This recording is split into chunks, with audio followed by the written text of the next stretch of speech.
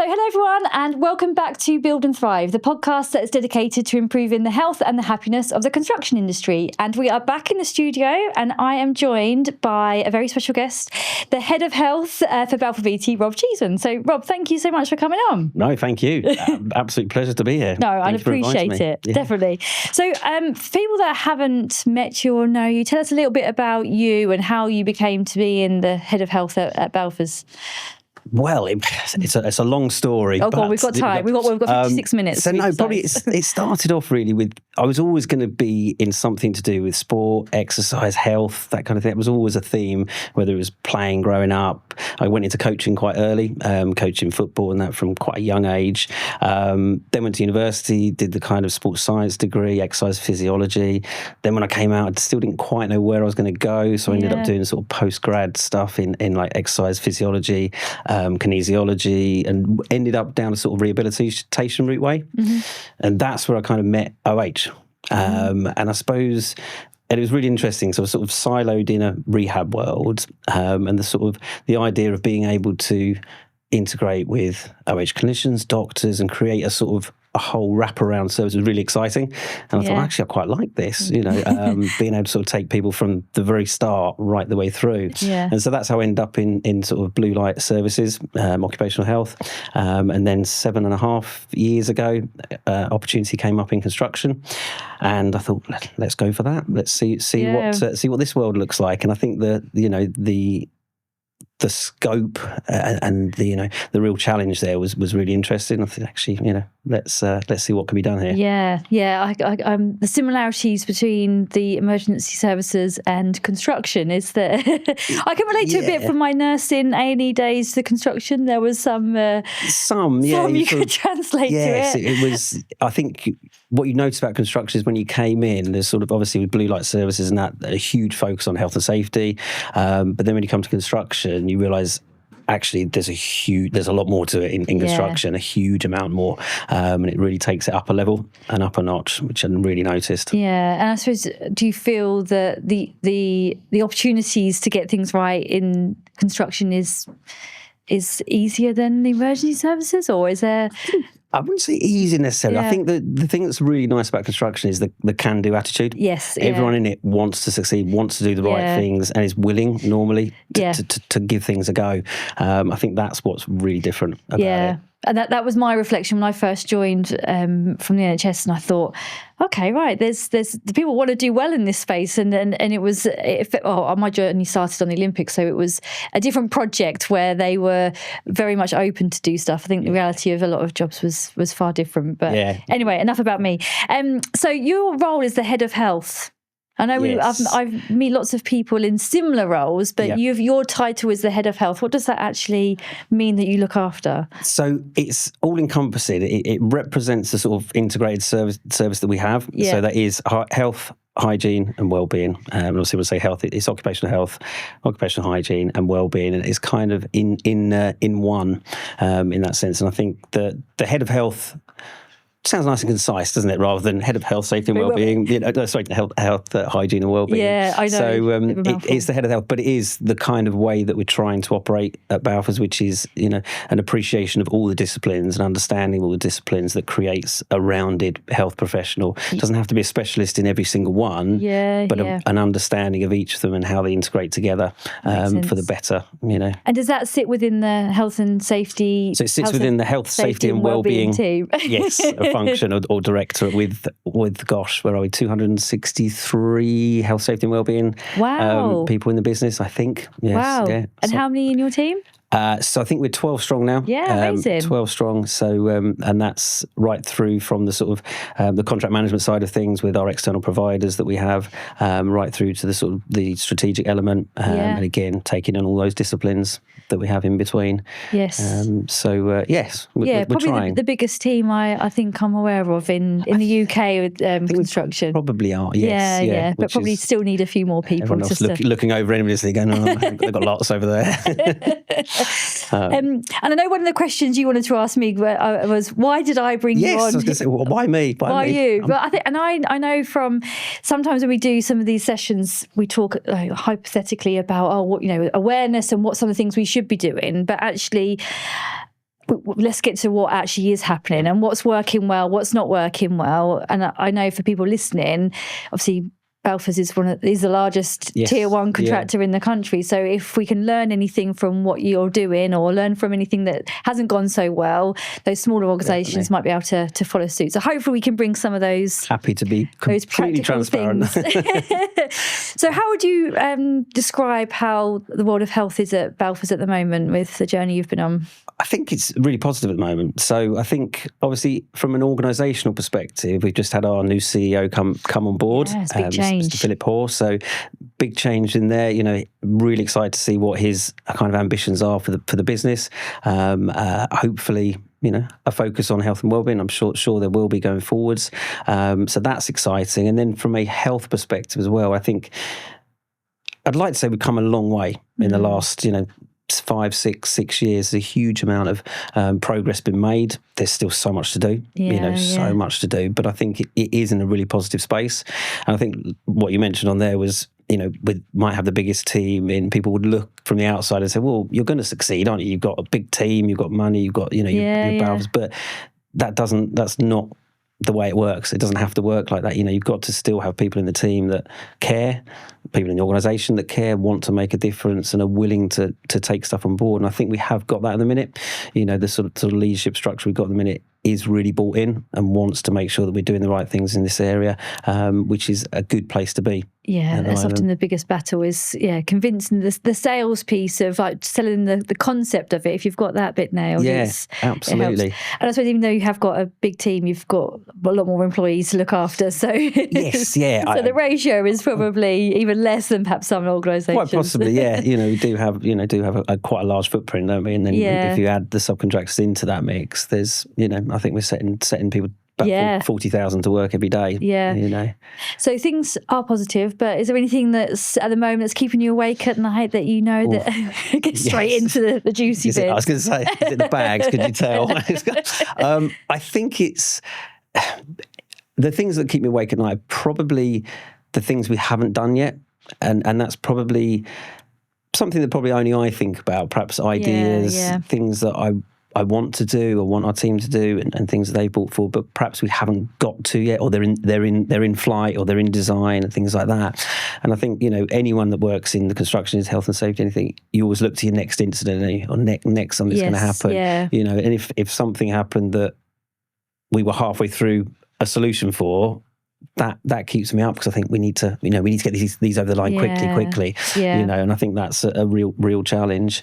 But I think overall as well, you have to be realistic about your scope of influence as an individual, as a team, of what you can do. So I'm relatively comfortable that we're definitely trying to do the right things. And I think we are succeeding in various elements. But I think that sort of that next thing, is always the worry, isn't it? Wherever you come from. Yeah, and the world of health and safety, you never get to the destination. There's always the journey is always going there. And do you feel that the positive changes have come from the culture or from the industry or society generally? You seen anything like that that's supporting what you're trying to do? I think it's probably all of them. It's probably all of them. I think I was going to try and go such without saying, but if you go back to sort of COVID, it did change things, didn't it? In the sense of really shining a light on the wellbeing side of things, but construction had to be willing to adopt it and say, in fact, we're going to up our game here as well. And I think they did. They really did, and said, actually, this is we've got to recognise the landscape is right now for us to do this. And I think we did do that.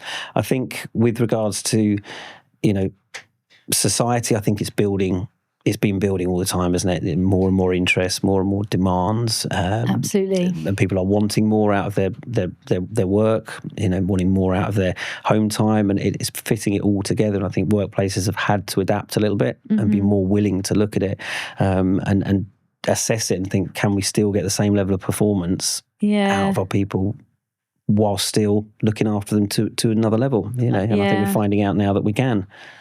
Maybe we'll touch on that a bit more, because I know there's a project that I'm working with at the moment, and this is going to go on to like 2050. So they're talking about what would a construction site look like in 2050, and you're thinking, well, the world of work is going to be so different, and trying to even understand or even predict what that might be like now is such a challenge. But I feel if you took it into another industry, they're I suppose matured a bit quicker than construction. There's still a lot of mentality around, well, people have got to be on site at 7 o'clock in the morning for their briefings. They work the hours and they get paid by the hour. So maybe COVID's helped in some bit, but I do feel we're getting left behind. I don't know if and I think we've got to be brave. We've got to be brave, haven't we, to say, well, in actual fact, like you say, the site of the future, what does that look like? What could it look like? And almost put everything we know to the side currently and go, okay, well, what would the perfect site look like in 2050? What would we want it to look like, feel like, deliver like, all those sorts of things, and then work back from there and say, how far away are we from this? Because I think all the while you look at, it's just a different way of looking at it, isn't it? Because all the while you look about how you're evolving, you're always going to start from the same point. This is where we are. Whereas if you almost tear up the rule book and say, okay, well, let's ignore everything else. What does this site look like? From everything about it, you probably come to slightly different place, and it might lead us to being a bit braver and saying, okay, well, this is what we need to work to now. Yeah, I think the brave thing is a really good word to describe perhaps some of the aspirations of the industry. So, right, you might not get it right each time, but you've got to try some things to move it forward. 100%. I know we before we came on, we spoke about flexible working, and there's been examples of projects trialing it and it being successsul. But we're probably nowhere near that being adopted as a principle in the industry at all. No, I don't think we are as close as I'd like us to be with it. But at the same time, I think, why not? Yeah. Why are we not? Because like you said, we have got projects. We've had projects in Balfour. They've trialed, more flexible working on site, 4-day weeks, 4.5-day weeks, and it can work. It can work, and the productivity hasn't suffered. The wellbeing has been improved. Yeah. And I think it's trying to create that with some sort of consistency. So, for example, why could we not have Monday morning construction starts at 10 a.m., and it finishes at 2 p.m. on a Friday? We're not talking about massive pockets of time here, but the difference that would make to the industry would be huge.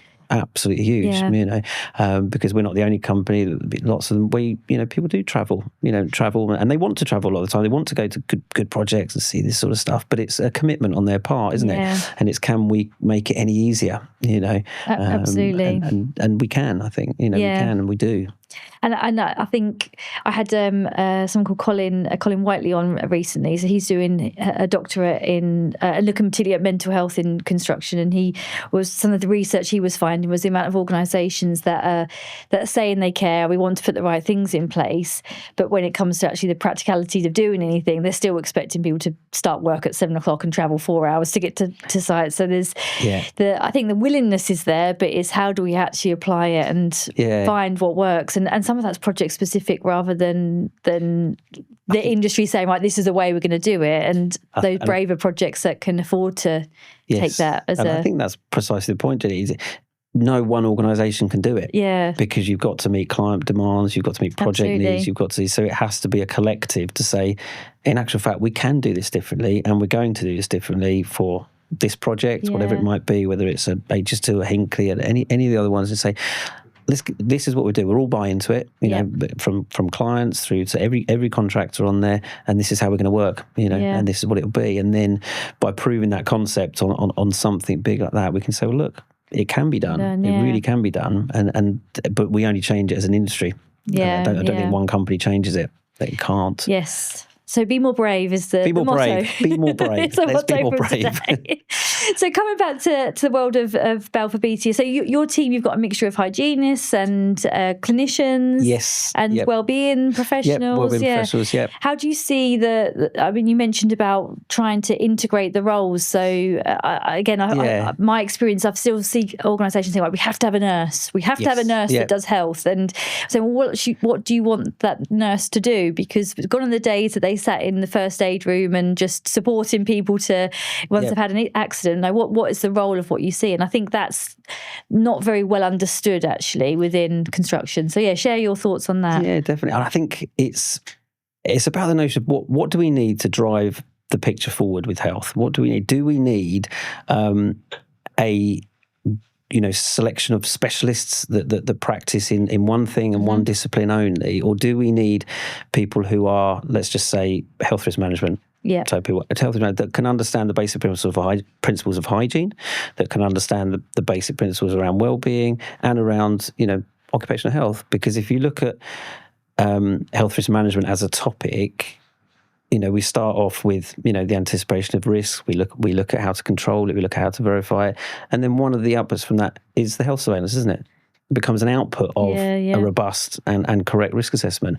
So it all links together, So the whole idea is not to silo anything, and that's not to say you have to be a specialist in every one of them, because everyone brings something different. But broadly speaking, having knowledge, understanding to a decent level in all those disciplines, so that you can talk with authority about well-being and you can talk with authority about health risk management. But then if it needs another level, another layer, then we call them the specialists in that area and say it needs another level to it.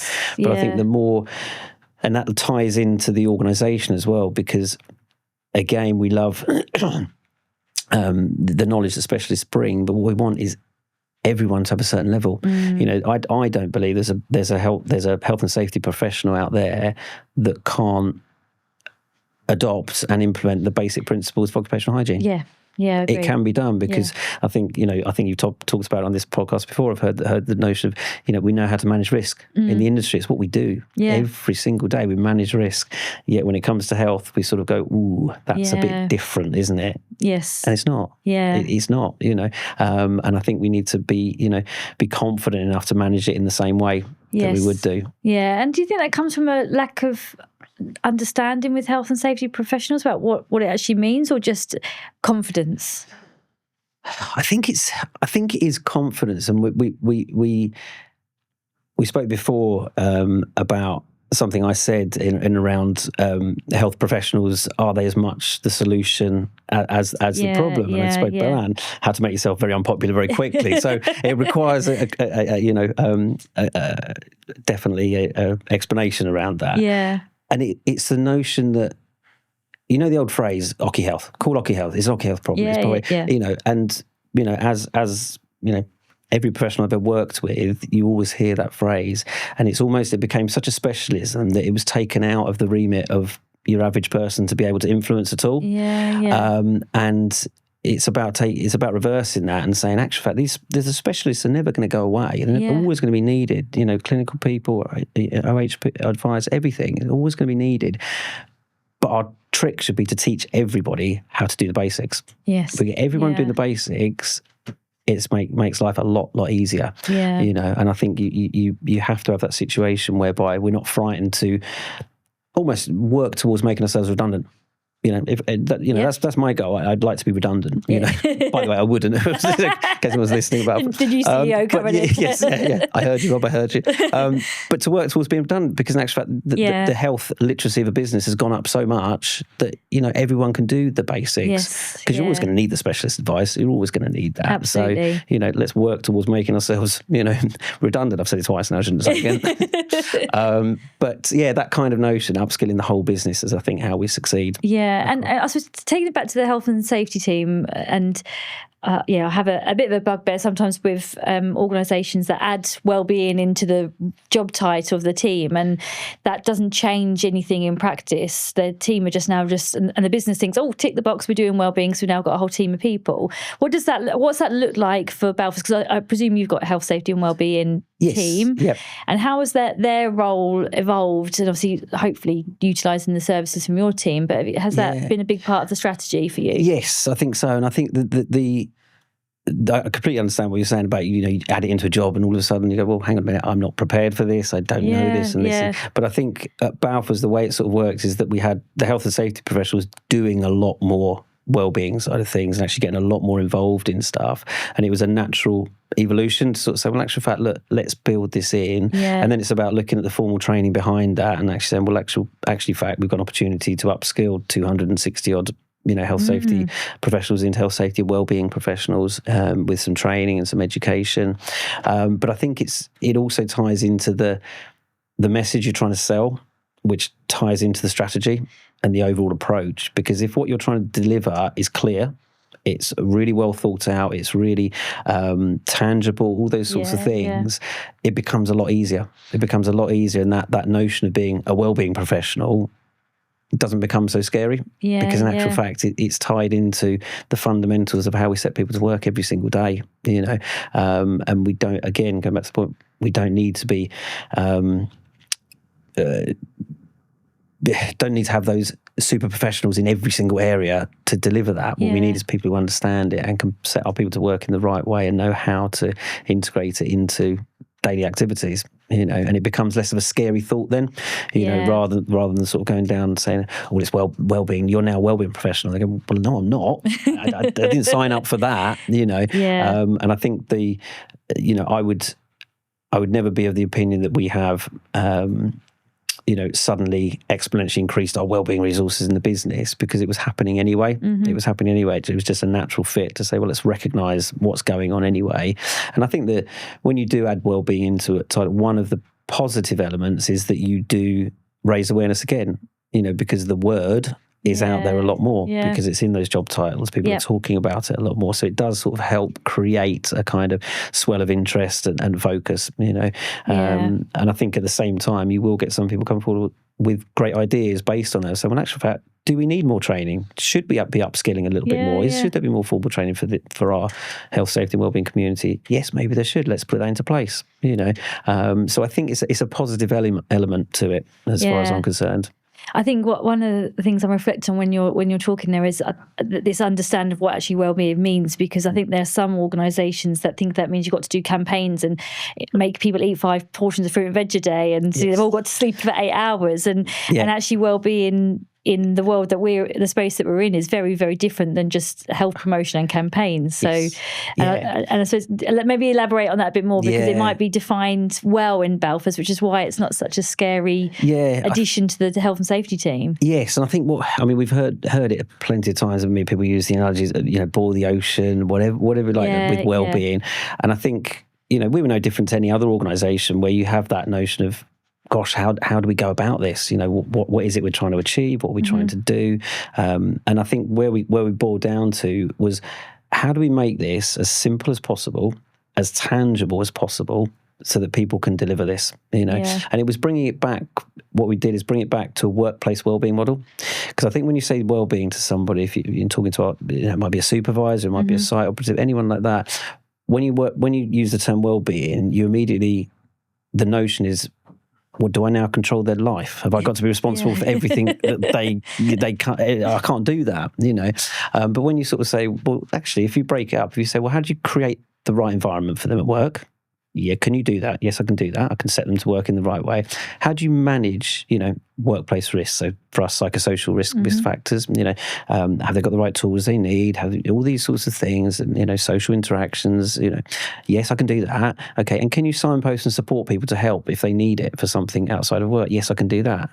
Okay, you can manage their wellbeing then. It is basically that notion of create, manage, support, which is the model that we use in Balfour's for how you make wellbeing tangible.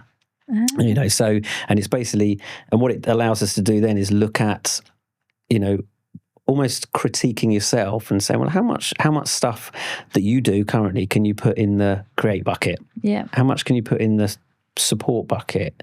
And then you come up with a lot of initiatives and you go, well, hang on a minute, there's a lot going in the support bucket here. There's a lot of short-term stuff in. we need to kind of fill the other buckets a little bit because we're not, fundamentally doing the right things in the first place, so, and that's helped people kind of get it. Yeah. And go, okay, right, I understand now. I understand it's not scary anymore. I understand what you're asking us to do, and I think that makes a big difference, and it is, I mean, I'm a simple person. I'm a simple man, but making things simple is my whole ethos and the team's ethos. Yeah. How can we make this as simple as possible for people to get and to deliver? Because I think sometimes we end up in this sort of outward looking hiatus of inactivity where we're not doing anything because we're waiting for someone to come up with something or government legislation here or something like that, and you're not going, well, actual facts, pick 2 things this year. Pick 2 things this year and go and deliver them. Go and deliver them and embed them into your business. And you will have done a fantastic job, of making a change, making a difference. It doesn't have to be the best thing in the world. It doesn't have to be, mind-blowing in that sense, but deliver something and get it right. And, and then work on embedding and then move on to the next thing. Otherwise, you sort of end up with this swell of stuff that you could possibly do, couldn't you? And think, I don't know where to start. That's 3 months gone. I think we're going to work out what the problem is. That's another thing. And all of a sudden you get to the end of the year and you go, right, I think next year we'll do. You go, no, actually, try and do it. And it's not a criticism. It's just pick something. It doesn't have to be the best thing in the world. Pick something and go and deliver it. Yeah, marginal gain theory. 100%. All of 1%. Where's David Bro? You need him. Just and if everyone does that collectively, what have we achieved? Yeah, massive. Massive. And for every person that tries something and reports back, you learn something, don't you? Of course. Learn something that went well, or actually these are the challenges with it, and this is what you need to do if you're going to introduce it. So again, the industry moves forward. Yes, not organisations moving forward. So I think that's, we're guilty of that, not doing enough sharing and learning. 100%, and 100%. And I think the other thing that you've made me reflect on is some of the kind of the strategic aims of a business. Like we want everyone to thrive, or we want everyone to leave work healthier than when they arrived, is the other one I see quite a lot. I'm like, well, what does it look like? How can you make someone be healthier? Like, what from a realistic, pragmatic perspective, what are you going to do that? And like you say, you're doing things that perhaps are not the domain of work. No, and I think we use Thrive's a great one, isn't it? We use it a lot. I use it. But does that really speak to the narrative of our demographic? Yeah. We want you to thrive at work. Yeah. Okay, what does that mean? Yeah. What do you I want to be paid on time. I want to be paid well. I want to have good welfare facilities, looked after and not exposed to X, Y, and Z at work. If you could do that for me, great. And we say, okay, we can do that, and we can do it more as well. Yes. So it is, fundamentally the basics are, we can get right.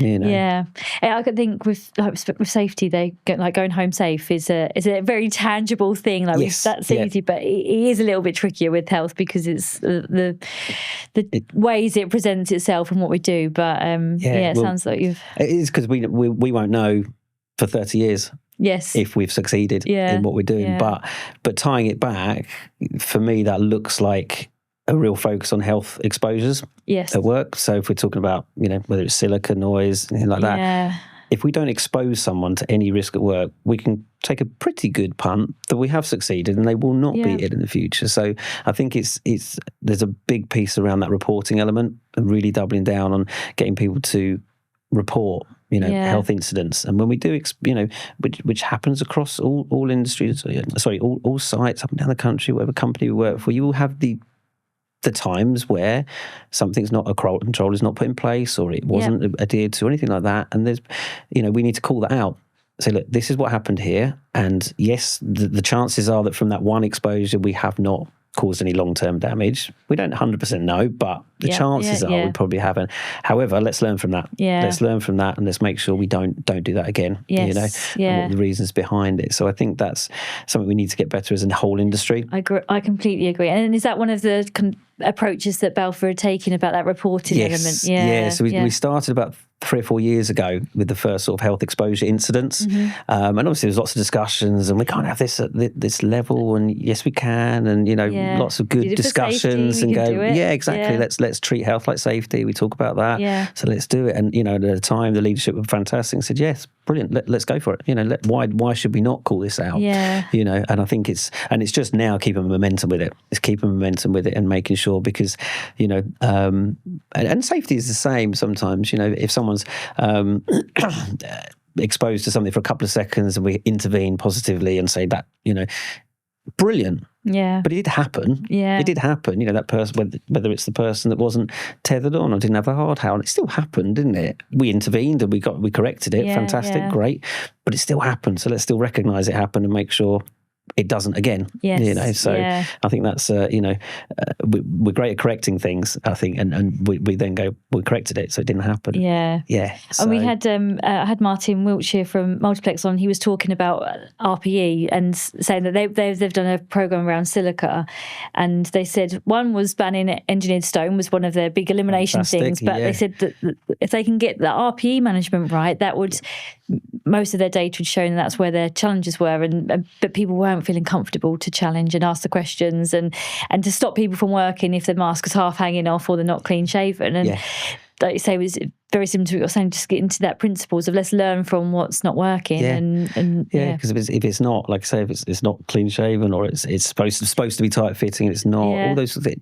It's not working. It is not the control you want it to be, And I think, and obviously the challenge around silica being the most serious one we have at the moment is around the notion that we should be getting it right before the RP, shouldn't we? Let's make sure this is just a tertiary backup measure, just to make sure. But in actual fact, that's all it is. But it still has to be worn correctly and right.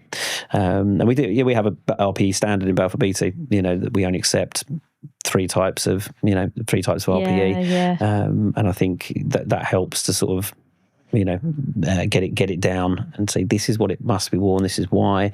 And I think you touched on the sort of the beard element side of things, and I can say that I don't have a beard, but enough that it wouldn't be a tight fitting fitting one. But I think the sort of VersaFlow type of mask and air fed hoods are ever more popular now, aren't they? Ever more popular. And especially the workers' feedback, they actually prefer wearing them. Yes, yeah. They cost more money, but if you maintain them, look after them, absolutely, yeah. Personal issue, look after it and make sure it's right, then, As they do for many other bits of equipment they have, I know some of the smaller contractors that we work with, they appreciate the tier one saying, right, this is the standard, because they need that clarity. I think their frustration often is when there's lots of different companies doing this kind of the same thing, but the standard's slightly different. And the industry coming together and making it simpler would make life 100%, rather than thinking, right, we've got to compete. Our standards got to be better than that company's. And the competitive nature that still comes into play, which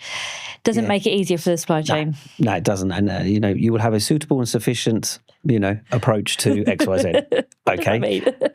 Tell me what it looks like. Yeah, absolutely. And we have some great conversations with the supply chain community at Balfour, and we do talk about that a lot. And I'm always buoyed by the fact that when you say, well, actually, would it make it easier if we did this or stipulate? Yes, please. Yes, please. Just tell us what you want, and we'll do that. Okay, brilliant. Let's go for that. Let's make it as easy as not to make it difficult, but make here's 2 or 3 choices of what we want to see in this space, and they're always really, really willing to engage and to talk about it. So I think, and again, it's anything we can do to make it easier. Because with the supply chain, they're appearing on any tier one contractor's site at some point, aren't they?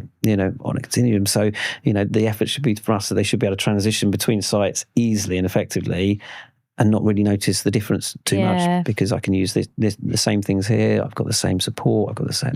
That's utopia, really, isn't it? That's a dream. Let's work towards that. Yeah, exactly. So you can't make me redundant yet. No, I've got to do that.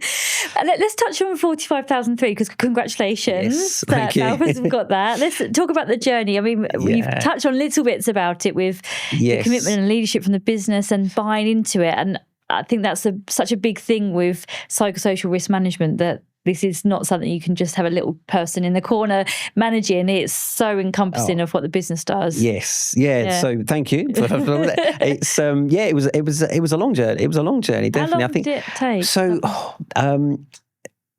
I'll answer that in a second in a way. So about when it first was talked about as a concept about four years ago. Yeah, we did a gap analysis on it. So we did a gap analysis in the business, and at that point we decided, yes, do you know what, we think we measure up quite well. We're not going to go down that path just yet. And obviously it was in its infancy, wasn't it?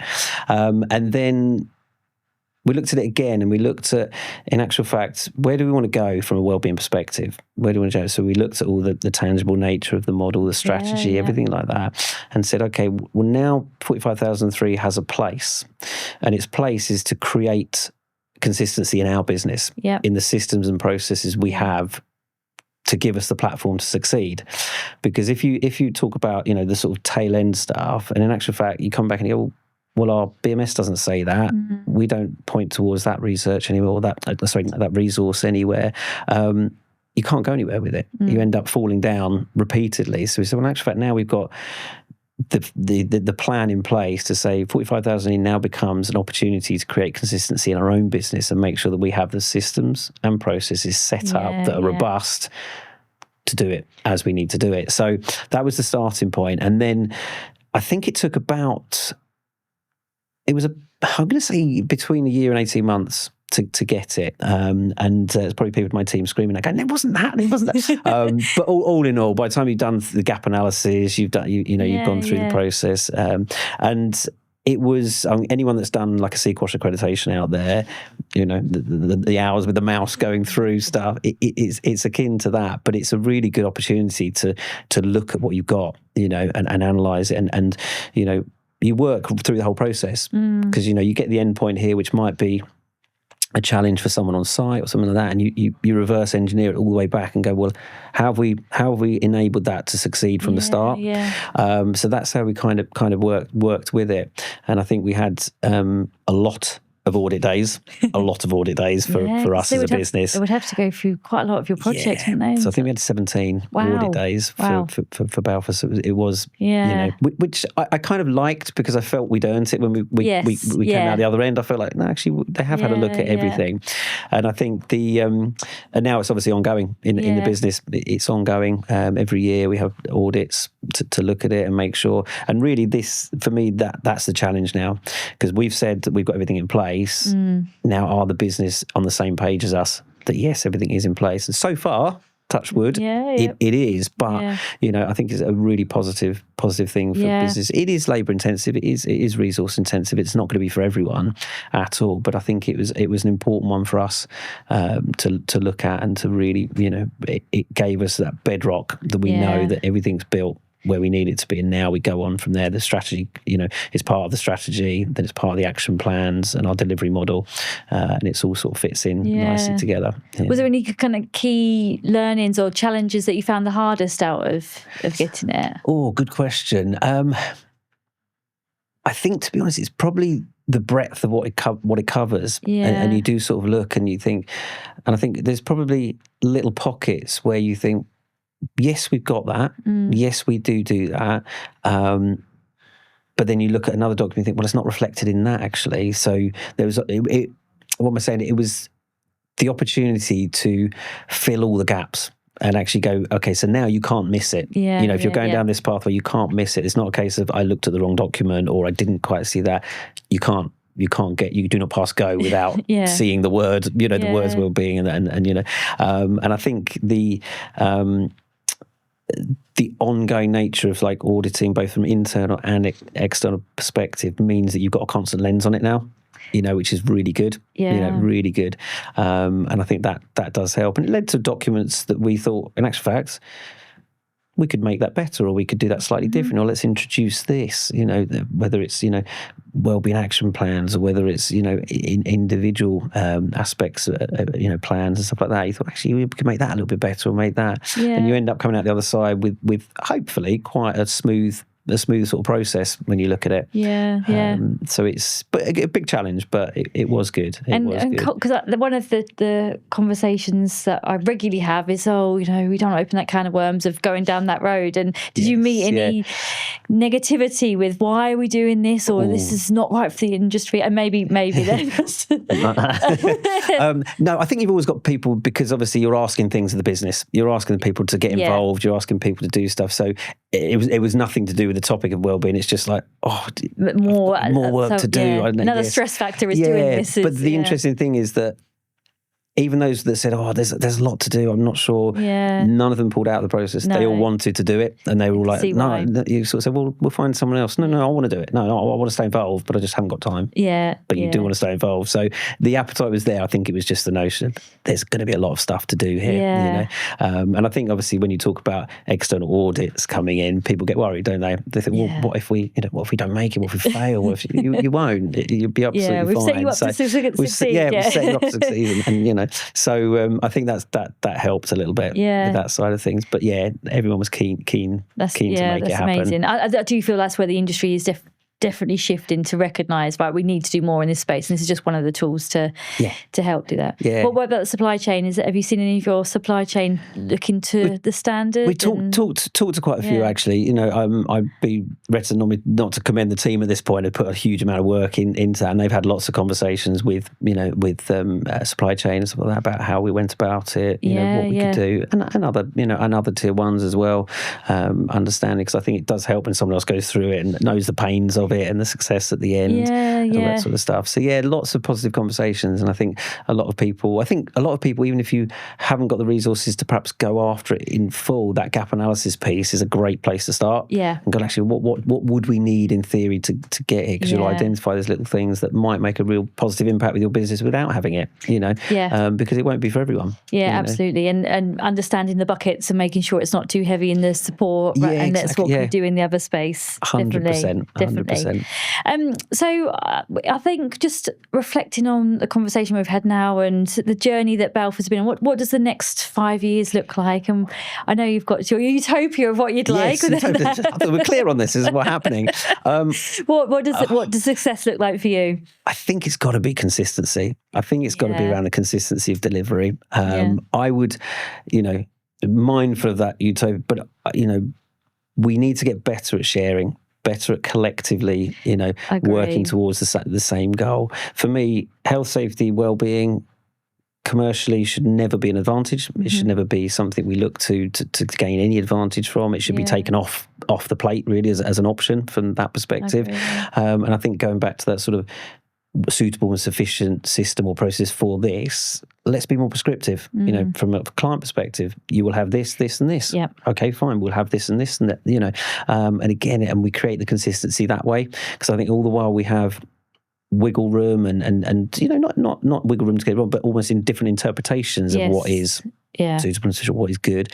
We're going to struggle with that consistency element. So really getting together and sharing the things that we do well and sharing the things that aren't going so well, and be a lot more, not willing. Willing sounds wrong because a lot of people are willing to share, but just let's do it more. Let's do it more, and let's really kind of get together and say, because everyone in the industry, whether it's, health professionals, like I said, want to do the right thing and want to make things better. Undoubtedly, I've not met a single person in construction that doesn't want to do the right thing and doesn't want to make things better. But I think we just need to continue with the good collaborative work that happens through like the HCLG and stuff like that, and really bring those tools together. And I know the CLC are doing a lot of work at the moment as well. And let's really sort of make it clear and again make it easy for people to succeed in this area. Let's not make it difficult. I reflect back on like when HCLG first started 10 years ago. There was lots of momentum and there's some good stuff, and I know there's some really good things happening quite quietly, but we need to get that more visible and say, right, let's get that out there, because there's some learning that we can all share with those other organisations. Definitely, 100%, and everyone can benefit. Everyone can benefit. Everyone can improve. Us included, absolutely. We've got an opportunity at every turn to get better and learn from other people. And I think as well, not just in industry. Let's look outside of industry as well. What are other people doing in this space? Let's not be trying to challenge ourselves and say, actually, what are we doing compared to, the completely different industries, banking, finance, all those sorts of things, completely different landscape. And you might go, what are you going to learn from that? But quite possibly a lot. But actually, we didn't think about that, and vice versa. So that sort of cross-pollination can be hugely beneficial sometimes. Technology and all the stuff that's coming in, and the exciting things that it brings. And sometimes it leaves us in a place where we go, well, actually, we're doing really well in that area. Actually, we have thought about that, and we are doing well. Or no, actually, let's introduce this. Definitely. Lots of learning. And I suppose for you personally, how's life and family life? Life is good. 2 little mini cheddars that, or not so mini now. I think the oldest one's taller than me. me now. He's 14, Oh, so wow. he's taller than me now. I mentioned to him last night, actually, I was doing a podcast today. He went, will people see it?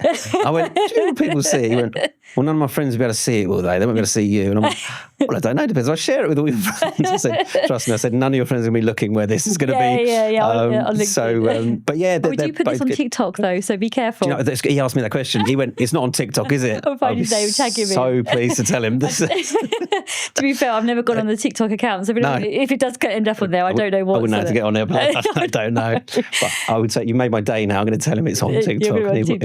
He'll cringe. But yes, but they're good as gold. Both, 12 and 14. And do you think they'll end up with a career in construction or health? Well, the oldest one is talking about it because he's got work experience coming up. Oh, is he going to? And he sort of said, "Can I come to one of your sites, Dad? Can I come to Wales to do something?" And I said, "I said I will ask the question for you. Absolutely." Yeah. I said, "Ask the question." But he said, I quite like that. I'd quite like to do that. Oh, good. And I said, and it was really good because it's a challenge, isn't it, about the industry? If your nearest and dearest, if I went, oh God, no, I don't want that. You'd be, there's a problem. And I went, no. I said, do you know what? There's so many opportunities in construction. I said, there's so many diverse careers you can have. I said, and I found myself going, absolutely, get into construction. Yeah, good. 100%.